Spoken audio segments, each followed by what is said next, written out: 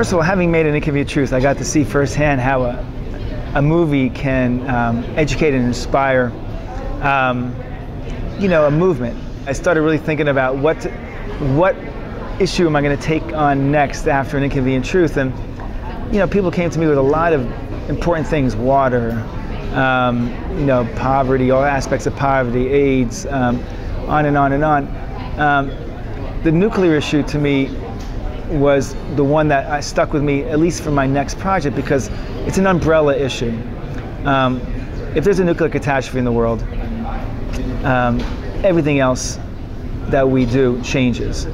And what people don't understand is that, during the Cold War, there was this thing called MAD, mutually assured destruction. If we attack Russia, then Russia would attack us, or vice versa. And we would basically just blow each other up and we'd all be dead. Saner minds prevailed. It was a scary time, but we survived that.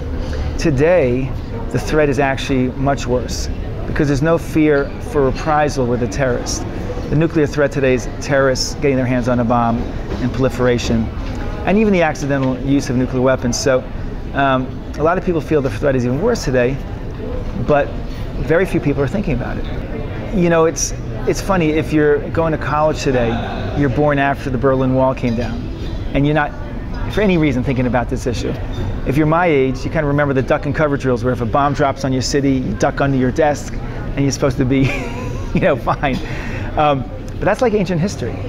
So it's an issue that no one's really thinking about. So Jeff Skull and the WSI guys, Bruce Blair and Matt Brown, who found this Global Zero movement, we teamed up to hopefully make another movie that is like a wake-up call. Countdown to Zero, I feel, like a wake-up call about this issue.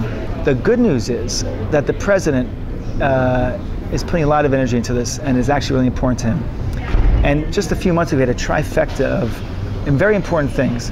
One, he signed the START Treaty, which hopefully will be ratified by the Senate. And there's been a historical, nonpartisan ratification of arms control treaties. Two, he had 47 heads of states come to DC for the first, more heads of states than ever since the creation of the United Nations. I mean, it was a very historic moment for one purpose: to secure all the nuclear materials that can blow, that they use to blow stuff up with, and to secure it all, so that terrorists can't get their hands on it. And three, the Nuclear Posture Review came out, Pentagon-based paper, for the first time ever reduces the role and number of nuclear weapons in our strategic defense. So the president is doing a lot and has a great vision. What I hope is this movie raises this in the political agenda so that there's more wind that could be behind him and the other politicians to push even further.